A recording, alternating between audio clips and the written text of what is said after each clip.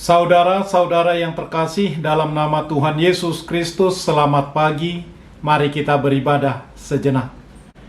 Kita menyanyikan Buku HKBP dari nomor 752 ayat 1.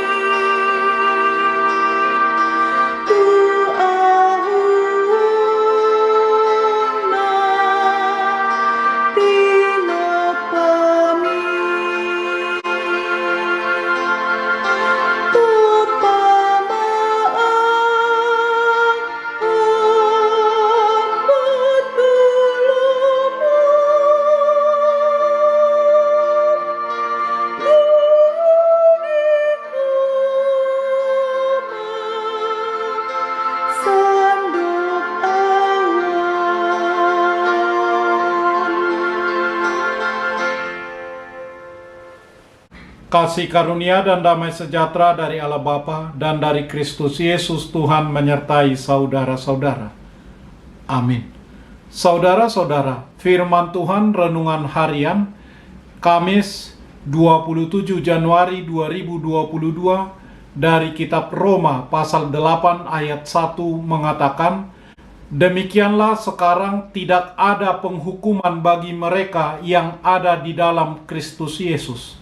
Dalam bahasa Batak Toba mengatakan, "Ope dang namangonai be uhum tuaka na di bagasan Kristus Yesus, akka naso marpangalaho marguru tu daging, na marguru tu toddido."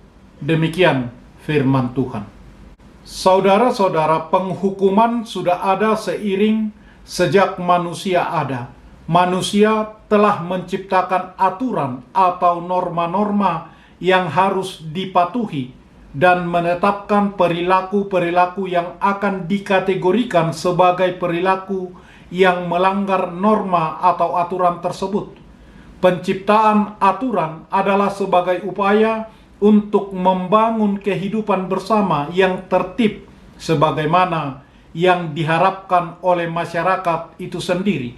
Secara sederhana, penghukuman dapat diartikan sebagai suatu bentuk tindakan yang dikenakan terhadap seseorang atau terhadap sekelompok orang karena dianggap telah melakukan perbuatan jahat.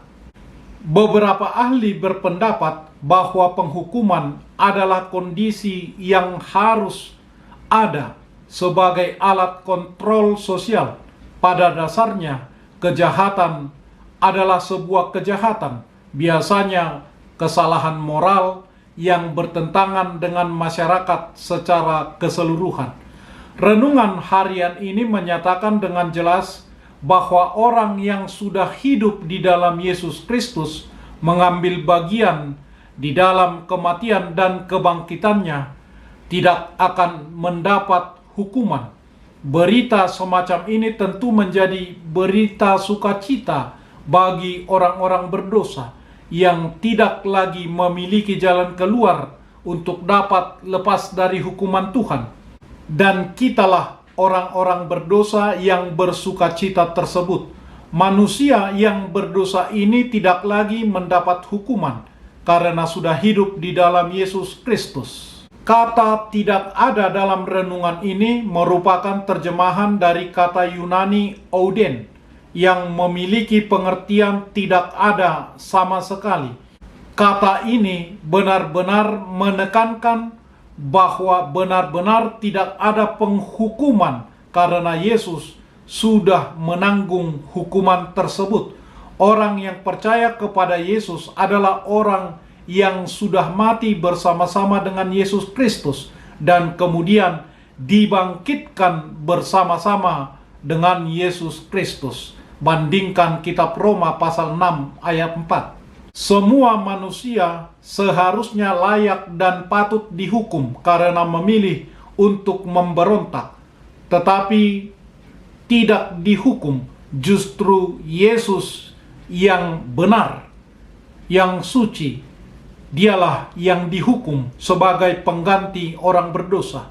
Semua orang yang sudah merasakan kasih dan pengampunan pengorbanan Yesus Kristus yang demikian besar, pasti akan mengarahkan dirinya untuk hidup di dalam kasih dan belajar mengasihi sebagaimana Kristus mencontohkannya. Selamat mengasihi meniru Kristus Yesus.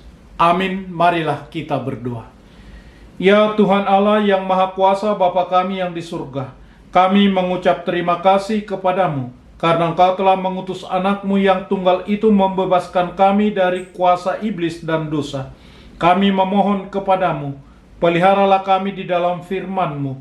Ampunilah dosa dan pelanggaran kami terhadap firman-Mu yang kudus. Bukalah hati kami dengan Roh-Mu yang kudus, supaya kami percaya dan setia melakukan firman-Mu. Dalam nama Tuhan Yesus Kristus Tuhan kami. Amin. Marilah kita menyanyikan buku nyanyian HKBP dari nomor 752 ayat 1.